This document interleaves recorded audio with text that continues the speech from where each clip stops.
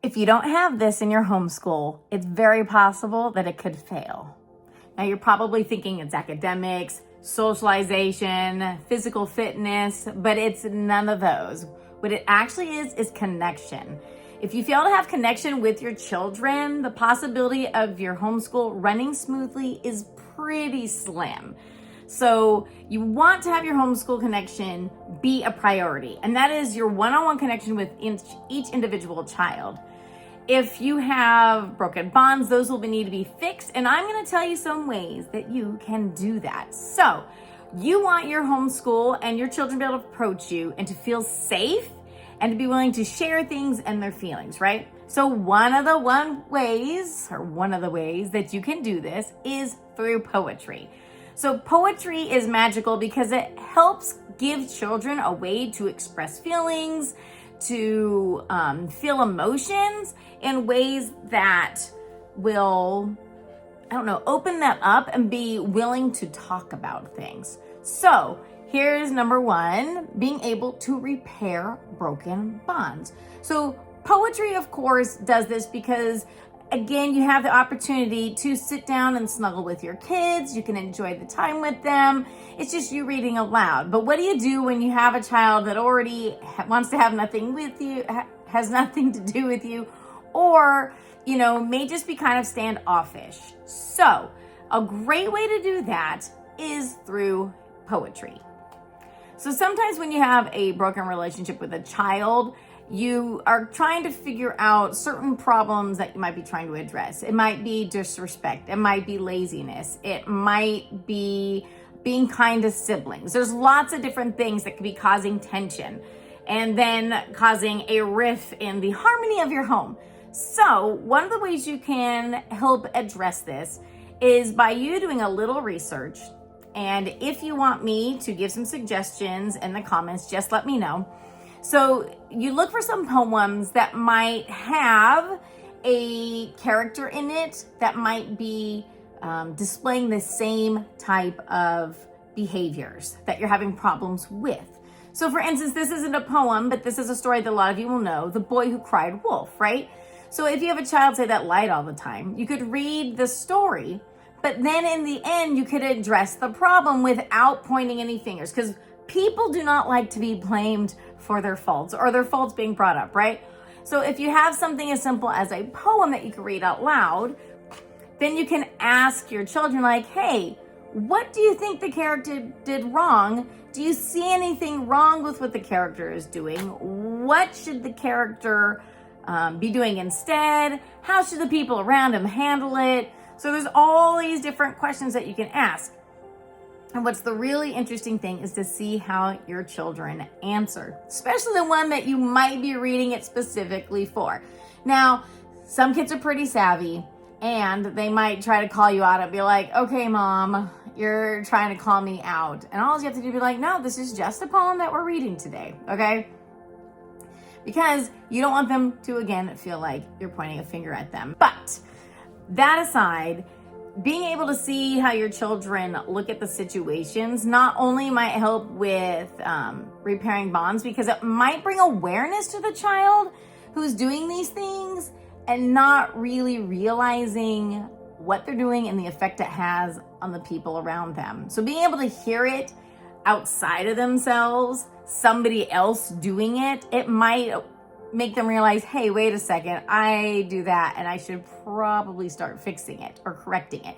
And at least it's gonna bring it up some. Another great thing it does is you're able to kind of see inside your child's head.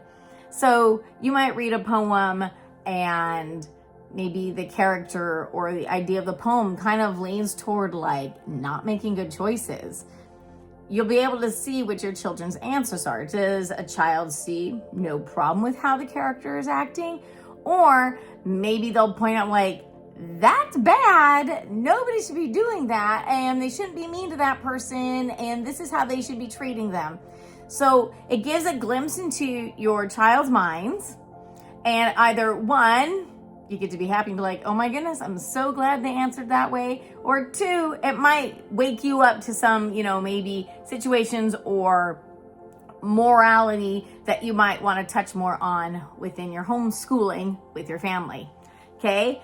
So also another thing that's wonderful with poetry is emotional safety. Okay. So, you can share poems with no explanation. So what I mean by that is if you have kids who can read, you might have some different collections of poetry, or maybe share some different poems that you printed out and have them read through them and ask them each to pick a poem that expresses like how they feel at the moment or something that they feel connected with. Okay. And so if you're doing this, obviously you're going to want to find some poems that kind of lean toward different emotions, happy, sad, anxious, excited, bold, all the types of emotions that could be expressed, right? So then as your children read through them and they pick them, whether, again, you could print some out, or if you have collections, that's like the easiest, because then you're like, hey, go through these books. I'm going to give you like 15, 20 minutes to read through some poems, and you're going to pick one that you think represents you the most. It's a great way for a child to possibly share how they're feeling at the time, and lets you see, again, kind of like into their soul. So that way you can get a feeling for any, hidden emotions or anxieties and stuff that they might have, but the poem's going to say it for them. It's not something like you interrogating them about, well, how are you feeling? What's going on in your life? So it's a much safer, I guess, safe space for that. Okay. Other ways that poetry can make emotional connections, just like music, children may connect with the words and enjoy them that way, whether it's through a story or expressing maybe their favorite time of year. Just like music and the lyrics of music share a story with you or bring up thoughts and memories and feelings, poetry can do the same exact thing.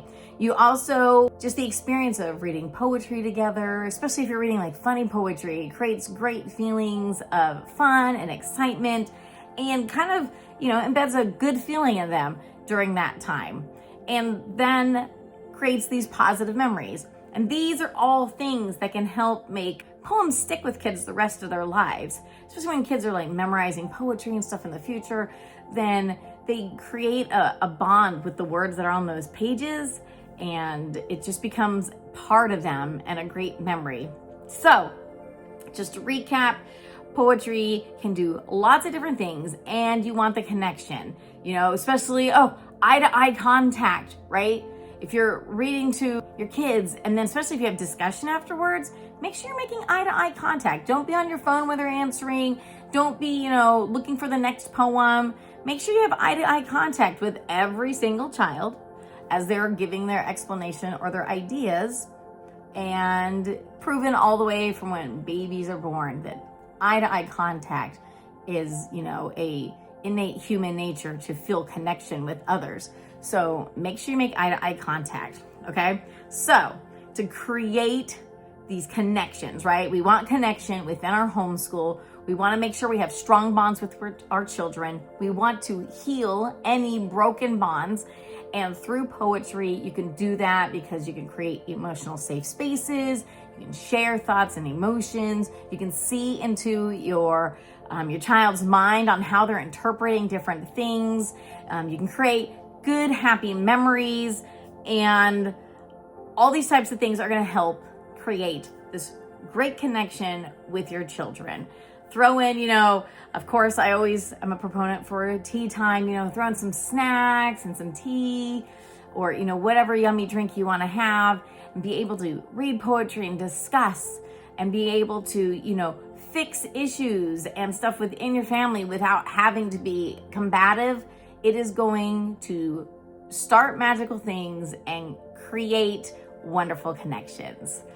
And I want to remind you, make sure and go check out ayearpoetryteatime.com, because we have our yearly International Homeschooling Poetry Contest. So just go to ayearpoetryteatime.com and visit the poetry contest page, and you'll find all the information you need there.